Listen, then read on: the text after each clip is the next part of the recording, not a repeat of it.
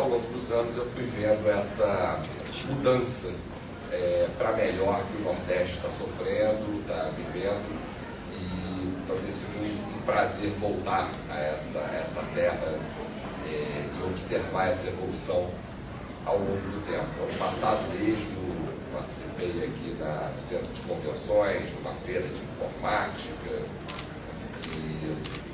onde lançamos um estudo. Acho que o tema de vocês, o regional e urbano, nos é muito caro. Falo em nome do IPEA. Nós temos uma diretoria muito bem estruturada na área regional e urbana. Pra vocês terem uma ideia, eu assumi o IPEA há relativamente pouco tempo. Eu assumi o IPEA há relativamente pouco tempo. Mas eu digo para vocês que a principal publicação do IPEA, que é a publicação chamada Brasil em Desenvolvimento, o primeiro número da minha gestão, o tema vai ser territorialidade. Quer dizer, na verdade já está indo para o forno, né? Já está acabando o processo de edição, aproveitando um pouco a safra do Censo 2000, das informações espacializadas. Então teremos essa publicação, será lançada em breve. Estamos lançando também agora em julho, comecinho de julho, o Atlas do Desenvolvimento Urbano, que já é uma tradição do IPEA. Então esse tema regional nos é central, né? Um país tão grande, diverso e desigual como o Brasil, é fundamental olhar para os vários Brasis, as várias realidades. E principalmente num período, como eu vou mostrar para vocês, de forte mudança, que vocês sabem melhor do que ninguém, né? A mudança que o Nordeste tem vivido nos últimos tempos. Por outro lado, vamos dizer, olhando do ponto de vista mais urbano, o Brasil, ele na verdade, eu sei que teve um professor sul-africano que fez a palestra ontem. Na verdade, o Brasil ele não é muito exemplo, ele é um exemplo, mas não necessariamente um bom exemplo, né? Quando se usa o termo brasilianização, é uma palavra longa e não designa muitas vezes problemas urbanos. Se usa esse termo na África do Sul, se usa esse termo na China. Então acho que a gente tem várias lições, não necessariamente lições de sucesso, temos lições de sucesso, mas temos lições para dar a partir das nossas próprias dificuldades. Então acho também que a gente tem que ter uma visão crítica no sentido de que tive a oportunidade nos últimos anos de visitar os vários BRICS, tive há 3 semanas no Peru, etc. Se a gente acha que o trânsito de Recife é ruim, o trânsito de São Paulo é ruim, pode piorar bastante. Os problemas, eles são grandes desafios, ao mesmo tempo também tem soluções interessantes para Pernambuco, os índices de violência que têm caído, etc. Então, acho que, seja do ponto de vista regional, seja do ponto de vista urbano, a gente tem tido um período bastante interessante de lições para políticas públicas. O que eu vou fazer aqui, acho que talvez dando uma sequência às linhas de apresentações que foram feitas para a professora Tânia Bacelar ontem. Ela olhou para a questão regional, mais do ponto de vista de planejamento. Imagino que o professor sul-africano apresentou mais uma visão internacional, eu não sei os detalhes, mas eu pretendo aqui apresentar uma visão mais empírica do desenvolvimento brasileiro. Mas o que está acontecendo? De fato, estamos nos desenvolvendo em que dimensões? Então, o título da minha apresentação é Desenvolvimento Inclusivo Sustentável, com interrogação, perspectivas regionais e urbanas. Então, vou tentar aqui seguir uma linha de apresentação onde eu faço uma discussão nacional, mas tento levar para a questão regional e alguma coisa da questão urbana. Então, esse é o meu plano. Se houver tempo, coisa que eu acho que não vai haver, falar um pouco de nova classe média, Bolsa Família 2.0, olhando do ponto de vista de políticas públicas, mas eu acho que isso seria um apêndice da apresentação, acho que não vai haver tempo. Então será desenvolvimento inclusivo sustentável, essa é a pergunta. Antes de entrar na visão histórica, tem uma frase que eu usei, que eu ouvi uma vez num programa da Globo News, uma entrevista com o Milton Santos, em que ele, acho que tem uma frase célebre que eu gosto muito, que era, sei que é o prêmio Milton Santos aqui, em que ele fala o seguinte, ele fala: o homem não vê o universo desde o universo, o homem vê o universo desde um lugar, e não era apenas a geografia que ele parecia se referir. As pessoas olham o mundo desde um lugar, não é desde o genérico mundo, né? Então eu vou começar apresentando uma visão histórica global para dar um pouco, situar, e depois eu entro na apresentação propriamente dita. Então o primeiro ponto que eu quero chamar a atenção aqui, vamos olhar para a distribuição de renda no mundo e dentro de cada país. Então essa aqui é a distribuição de renda dos Estados Unidos. Isso aqui é a porcentagem da população mundial que vive abaixo de um determinado percentil ou porcentagem da população americana. Então, cerca de 5%, então 5% mais pobres americanos têm 60% da população mundial mais pobre do que eles. Isso que esse gráfico está dizendo, e daí para cima. Esse aqui é o gráfico da Índia. Os mais pobres indianos são os mais pobres do mundo, e os mais ricos indianos, eles estão cruzando a mediana mundial, a linha, como se fosse uma linha do Equador, que divide a metade mais pobre e a metade mais rica do mundo. Então, a gente pode, esse aqui é o gráfico da China. Então, a gente pode dizer que Estados Unidos, esse aqui é a China e esse aqui é a Rússia, para ser vários exemplos. Então a gente pode dizer que Estados Unidos é mais rico do que a Rússia, que por sua vez é mais rica do que a China, que por sua vez é mais rica do que a Índia. Qualquer que seja a linha de pobreza que eu traçar, uma linha de riqueza, qualquer ponto que eu corte, eu posso dizer isso. É obviamente a pergunta fundamental: onde é que está o Brasil? Né? O que o gráfico mostra é que o Brasil, na verdade, ele está em todas as partes. Ele está entre os mais pobres dos pobres do mundo. Intocáveis indianos são tão pobres quanto os mais pobres brasileiros, e os mais abastados no Brasil não são muito diferentes dos mais abastados na Rússia ou mesmo nos Estados Unidos. Então o Brasil está próximo dessa linha de 45 graus, que seria, ele acompanha, tem gente pobre, tem gente média, tem gente rica no Brasil. O Brasil é esse país diverso e desigual. O primeiro ponto que eu quero fazer aqui, eu sei que pode parecer uma contradição em termos, mas é tentar mostrar para vocês que o Brasil, que esse gráfico mostra um pouco, que o Brasil é uma espécie de uma maquete do mundo. Poucos países representam tão bem o conjunto da humanidade, em várias dimensões, mas em renda em particular, como o Brasil. A proximidade com a linha de 45 graus, mas não é só isso. Esse aqui é o mapa de acesso a computador com internet em casa. É o mapa mundo, etc. Quando você pegar o dado, o Brasil tinha 40% de acesso à internet em casa, 40% da população, é um nível relativamente baixo, mas está crescendo. Isso é quase menos de 1% distante da média mundial. Só que o problema é que a média esconde muito, né? Se a gente olhar o mapa por estados ou por municípios, existem partes excluídas, partes muito incluídas, então a média esconde muito. Mas é como se diz assim, muitas vezes os analistas políticos dizem que Minas Gerais é uma boa representação do Brasil. O que eu estou dizendo é que o Brasil é uma boa representação do mundo. Logo, Minas Gerais talvez seja uma boa representação do mundo, né? Nesse dado de inclusão digital, tem um dado que me chama a atenção, mas eu acho que a gente fala o seguinte: a média brasileira é muito próxima da média mundial. Agora, a média brasileira é muito parecida com a média do Complexo do Alemão no Rio de Janeiro.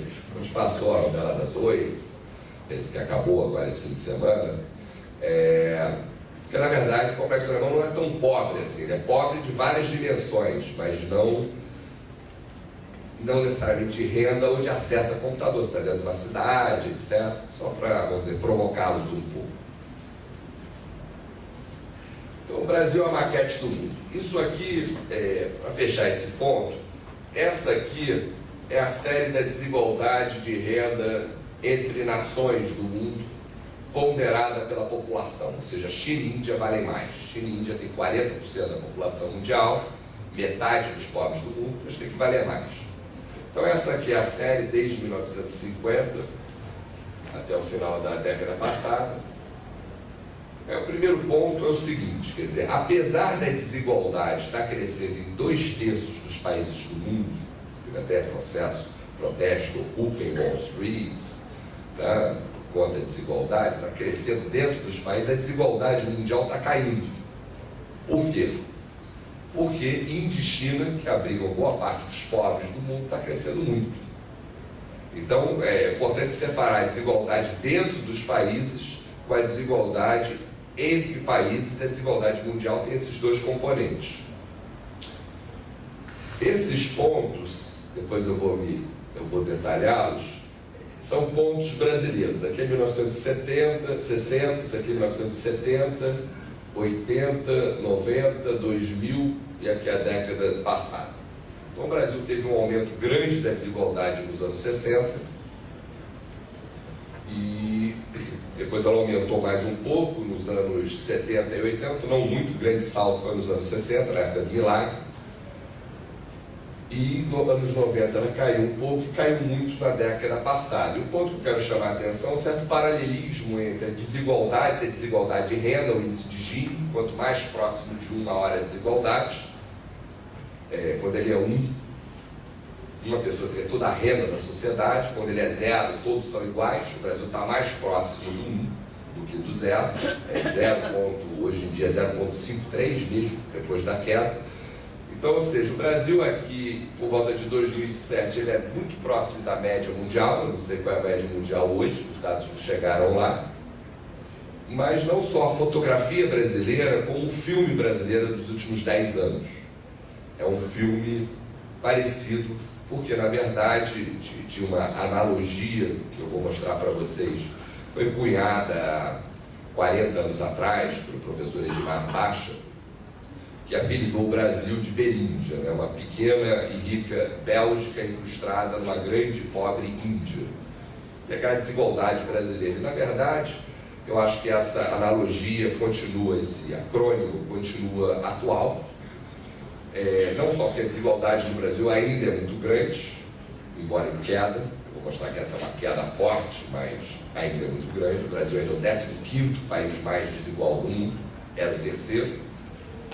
A gente não melhorou mais no ranking porque os nossos concorrentes diretos, que são sul-americanos ou latino-americanos, melhoraram também. Então a gente não galgou muitas posições, porque todos que são muito desiguais melhoraram. Então, essa mudança que houve nos últimos 10 anos tem um paralelo com o mundo. Apesar de 2/3 da desigualdade dos países do mundo, a desigualdade está aumentando internamente, a desigualdade mundial está caindo. E essa queda é parecida com a brasileira.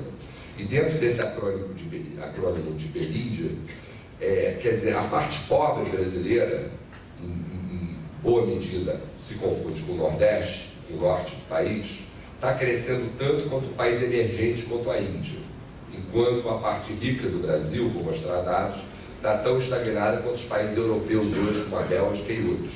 Então, na verdade, o filme Beríndia também reflete o nome de um filme que o Brasil, que é o filme da família Braz, daqueles que subiram na vida nos últimos anos, eu acho que o título é parecido.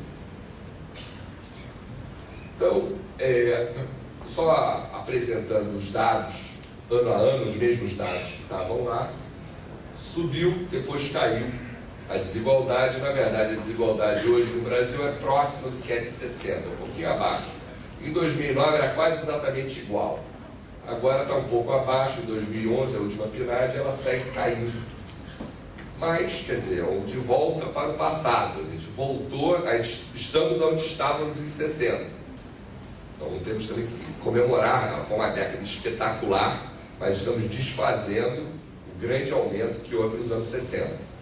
Só para colocar em perspectiva. Então, tentar dar uma visão histórica das grandes transformações brasileiras antes de entrar na apresentação. Se fosse dar um nome para as grandes transformações brasileiras, usando a metáfora das décadas, eu diria que anos 60 e 70, quando a gente viu a desigualdade aumentou, e era a época da ditadura, né? Eu diria que a grande característica, eu sou economista, então certamente influenciado por isso, acho que foi a época do milagre econômico, foi a década do milagre, as 2 décadas do milagre. O Brasil cresceu a 13% ao ano, mas sob ditadura e com aumento brutal de desigualdade. A gente não se preocupava, nós queríamos virar a democracia.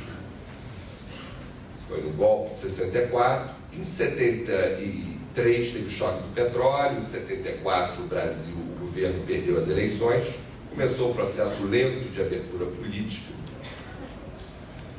Nos anos 80 foi a década da redemocratização brasileira, começou em 74, 84 foi o auge do direta já. Esse processo continuou, as eleições diretas para presidente só ocorreram no final da década, em 89, mas de alguma forma as eleições para presidente foram concomitantes com 2 recordes históricos. O primeiro recorde da inflação brasileira. O Brasil teve lá em março de 90 uma inflação de 80% no único mês. E se a gente pegar aqui o gráfico, esse é o gráfico da inflação mundial. Na verdade, de 70 a 2008, já tem 14 anos de estabilidade na série. O plano real foi em 94. Apesar de a gente ter 14 anos de estabilidade, o Brasil ainda é o segundo país com mais inflação no mundo de 70 a 2008. Ou seja, a gente de fato superou nesse quesito de inflação alta. E eu acho que a década de 90 foi a década da estabilização da economia, né? Quer dizer, a gente terminou os anos 80 com eleições diretas para presidente, com um recorde de inflação e com um recorde de desigualdade. Acho que de alguma forma isso traçou a agenda das 2 décadas seguintes. A década de 90 foi a década da estabilização, onde você colocou as crianças na escola também, o SUS também foi implantado. Nós teve quantidade de serviços públicos, etc., aumentou a quantidade. E na década de 2000, à medida que essas crianças que foram para a escola começaram a receber transferências de renda com uma moeda estável, a desigualdade começou a ceder, que é um pouco que aqueles gráficos estavam falando, e a partir do fim da eleição de 2003, o Brasil começa a ter uma espécie de uma revolução de emprego formal, que eu acho que é a segunda característica da década. Então, só para dar o plano de fundo, eu vou de alguma forma me ater mais ao período 2003 até os dias de hoje, na medida que os dados permitirem, mas só para dar um pouco essa visão global e essa visão histórica. Então, eu acho que os grandes conquistas da década passada são equidade, desigualdade muito alta, mas menos do que era antes, com emprego formal, carteira de trabalho talvez seja o símbolo dessa nova classe média, etc. Então, só para dar um pouco por exemplo, aqui é o mapa do Brasil da desigualdade dentro dos municípios. O mapa não está com uma projeção muito boa. Esse aqui em 90, quanto mais claro, menos desigual é. Então, se a gente olhar 2090, a desigualdade dentro dos municípios ela sofreu uma grande mudança, mas a desigualdade maior foi entre municípios. Quer dizer, a renda média dos municípios mais pobres, eu vou mostrar isso, cresceu bem mais do que os municípios menos pobres inicialmente. Mas dentro dos municípios, isso que esse gráfico mostra, a desigualdade, quer dizer, olhando para cada município como um microcosmo, a desigualdade caiu bastante dentro desses municípios na década passada, que aí já apelidou de década da redução da desigualdade. Só a medida de desigualdade brasileira, essa curva de Lawrence em 2001, curva de Lawrence em 2011. Isso é só para dizer o seguinte: qualquer que seja a medida de desigualdade, não é o Gini, não é o Taylor, é a razão dos 20% mais, outros 20%, qualquer que for a medida razoável, a desigualdade caiu no Brasil, mas mais, outras menos. E o que significa essa redução de desigualdade para dar uma métrica nesse período? essa é a taxa de crescimento por décimo. Os 10% mais pobres cresceram 91% em termos reais per capita, ou seja, descontando a inflação e o crescimento populacional. A renda por brasileiro dos 10% mais pobres aumentou 91%. Em 10 anos, na média, fazendo uma conta simples, 9% ao ano, já descontando a população. Agora, os 10% mais ricos cresceram 17%, ou seja, os mais pobres cresceram 550% mais rápido do que os mais ricos. Tá? Então essa é a década da redução da desigualdade. Olhar um pouco para a pobreza, que é vamos dizer, um preliminar da apresentação para entrar dentro de uma linha.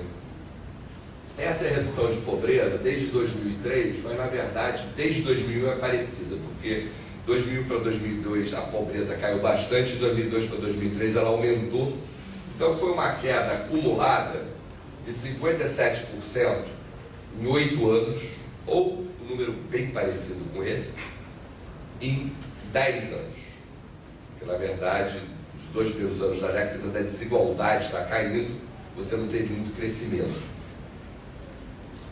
Então, a pobreza caiu 57% em 8 anos, de 2003 a 2011. O que isso significa?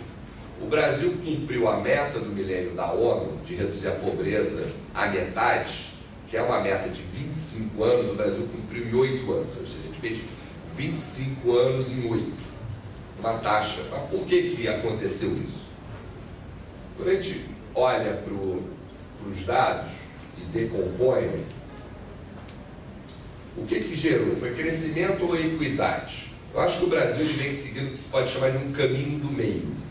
Na verdade, ele vem crescendo, eu vou qualificar esse crescimento, e vem reduzindo a desigualdade. E é quase meio a meio, 52% a desigualdade, a pobreza caiu, as pessoas que têm renda abaixo de R$140 por mês, eu estou usando uma linha mais alta do que a linha de extrema pobreza, do critério de entrada para o mais alto do Bolsa Família. Então, 52% é queda de desigualdade, 48% crescimento de renda, quase meio a meio. Então, o Brasil ele segue esse caminho de não é que nem os países dos BRICS, que têm crescido muito, principalmente China e Índia, e a desigualdade aumentando. A desigualdade está aumentando muito dentro dos BRICS. Se você pegar os 20% mais pobres, mais ricos do Brasil, os 20% mais ricos do Brasil cresceram menos do que qualquer outro BRIC, qualquer um dos outros 4 outros BRICS. Enquanto se a gente pegar os 20% mais pobres, cresceram mais do que quase todos os outros BRICS. A China que estão ali disputando diretamente, mais próximos. Então, a primeira característica do crescimento desse período é essa combinação, ou seja, a gente não está colocando todos os ovos na mesma cesta. Tem um crescimento e tem a redução de desigualdade, contribuindo para a redução de pobreza. Esse aqui é o mapa mundi, com vários espaços em branco, da pobreza abaixo de $1,25, seria mais ou menos R$70 da linha de extrema pobreza oficial. Esse aqui é o mapa do Brasil. A gente vê que a pobreza, censo 2010, ela é mais alta no Nordeste, no Norte do país, bem mais baixa no Sul, aí no Sudeste. Esse aqui é por município, mesma escala, ela é mais alta no Norte e Nordeste. Se a gente fizer um zoom, esse aqui é um zoom aqui para chegar em Recife. Esse aqui é a pobreza em Recife, o mapa da pobreza, e as cores estão. Esse aqui olhando um pouco mais em detalhe. A gente está aonde aqui? Eu não tenho orientação.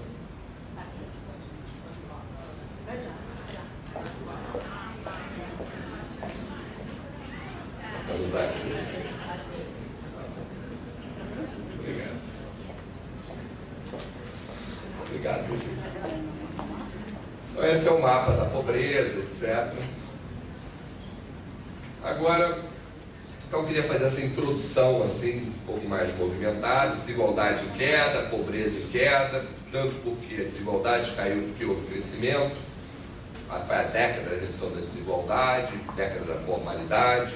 A partir do fim da eleição de 2003 surgiu essa nova classe média. Eu não vou falar muito dela aqui, faço uma propaganda, quem quiser tem aqui o meu livro. Então é uma história muito bonita.